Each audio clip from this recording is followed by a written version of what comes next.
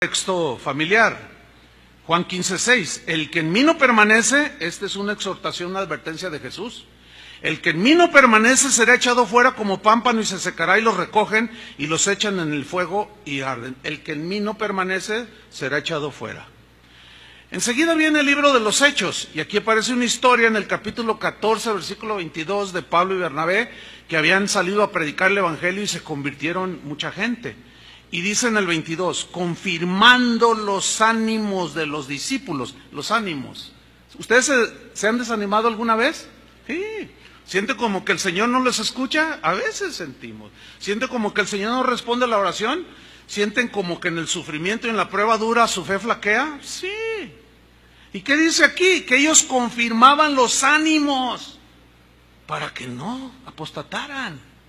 Exhortándoles, dice, ¿a qué? A que permaneciesen en la fe, que no se movieran de ahí, basados en lo que Jesús les había enseñado a sus discípulos. Y diciéndoles, es necesario que a través de muchas tribulaciones entremos en el reino de Dios. O sea, tenemos que soportar la tribulación, la persecución y la muerte, hermanos. No flaqueen. No vayan a abandonar a Jesús a la mitad del camino. Ese es el mensaje aquí. De allí encontramos la epístola a los Romanos.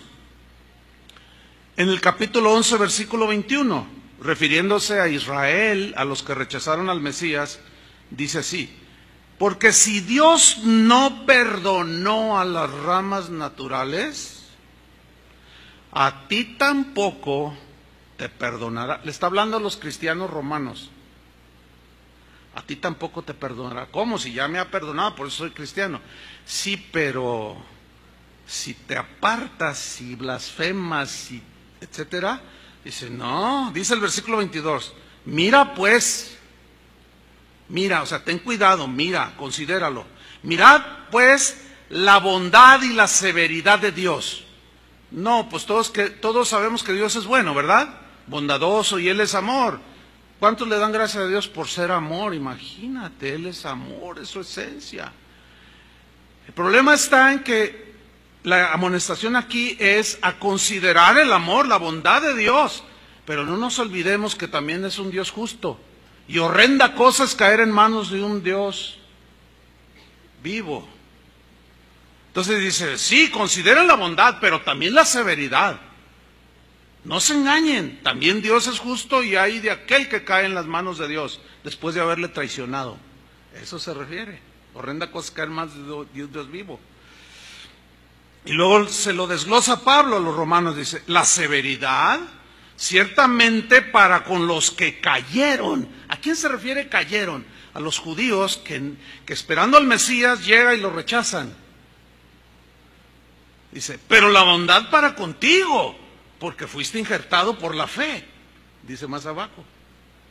Pero ahora mira lo que dice, si permaneces en esa bondad. ¿Lo ven? Pues de otra manera, ¿a qué se refiere a de otra manera? Si tú también te alejas, abandonas y apostatas de Jesús y de la fe, dice, tú también serás cortado.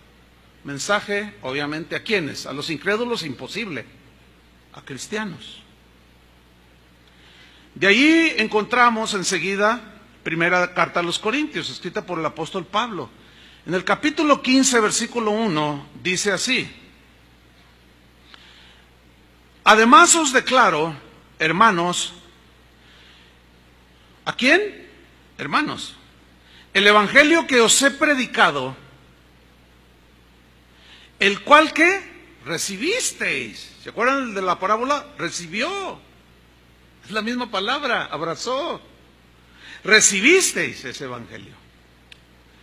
En el cual también, ¿qué? Perseveráis. Oh, bien, ahí la llevan a pesar de todas sus debilidades. Ahí la llevaban, a pesar de todas sus carnalidades. Pero regresaban al Señor y seguían luchando, perseverando, perseverando. Por el cual asimismo, y aquí viene la advertencia, si retenéis la palabra, retener significa abrazar fuertemente, sin soltar algo. Esa es la palabra que en el griego se traduce aquí, retener. Si retenéis, si abrazas fuertemente la palabra. si no la abandonas, si te abrazas de ella y no la sueltas, si la retienes, la palabra que os he predicado, sois salvos. Si no, o sea, si no la retienes y si la sueltas, eso que recibiste, tú de tu libre libertad, voluntariamente, si tú la sueltas, la abandonas, creísteis en vano. Es clara la amonestación que es a cristianos, ¿no? ¿Existe la posibilidad entonces de que un cristiano pueda abrazar la fe en Jesús? Y si la abraza y permanece, pues es salvo, ¿no? Pero si deliberadamente la abandona, creyeron en vano, no les sirvió de nada, terminaron en la apostasía. De ahí nos vamos a la segunda carta a los Corintios, capítulo 13, versículo 5. Se lo voy a leer en la versión en lenguaje actual. Dice así: pónganse a pensar en su manera de vivir. ¿Cómo están viviendo, Corintios? Y vean si de verdad siguen confiando en Cristo, o sea, están permaneciendo en Cristo. Hagan la prueba, dice Pablo. Y si la pasan, es porque Él vive en ustedes. Pero si no confían en Cristo de verdad, es porque Él no está en ustedes. ¿Por qué? Porque el Señor nos abandonó o porque nosotros o estos en ese caso lo abandonaron. Ellos lo abandonaron. Jesús no abandona. Él es fiel a su promesa. Nosotros somos los traidores. Nosotros somos los que apostatamos y al rato lo andamos negando y nos avergonzamos de Él. De ahí nos vamos a la carta a los Gálatas, que Pablo escribió a los Gálatas, que habían recibido el Evangelio de la gracia. Y Pablo estaba en el capítulo 4, versículo 11, estaba un poco frustrado, porque miren lo que dice: me temo de vosotros que haya trabajado en vano con vosotros. Perdí el tiempo con ustedes. ¿A qué se refiere? En el capítulo 5 nos lo explica, versículo 4. ¿De Cristo qué? Os desligasteis. De Cristo se desafiliaron. De Cristo se desunieron, se apartaron. ¿Qué fue lo que los llevó a apartarse de Cristo y no permanecer en Cristo? Los que por la ley os justificáis, o sea, volvieron a la ley. Porque entraron unos judaizantes diciéndoles que era necesario circuncidarse y guardar las fiestas que la ley ordenaba. Y dice: de Cristo os desligasteis, los que por la ley os justificáis.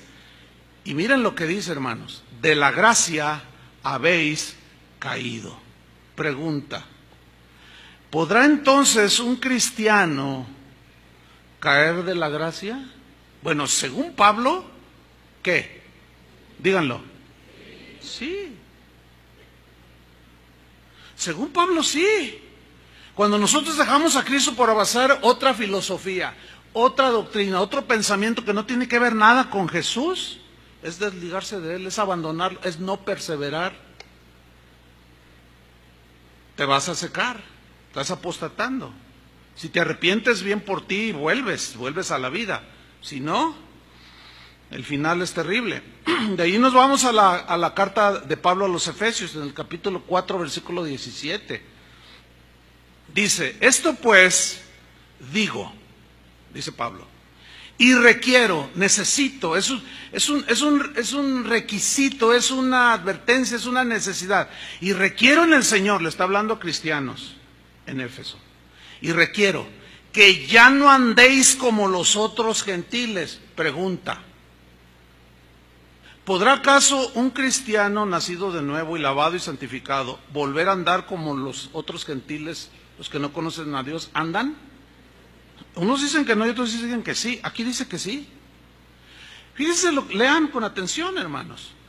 Esto pues digo y requiero en el Señor que ya no andéis. Si no existiera la posibilidad de que los cristianos volvieran a andar como antes, ¿para qué viene la amonestación? ¿Para qué viene la exhortación? Ya no andéis como los otros gentiles que andan en la vanidad de su mente. ¿Podrá algún cristiano ahora andar en la vanidad de su mente? Sí.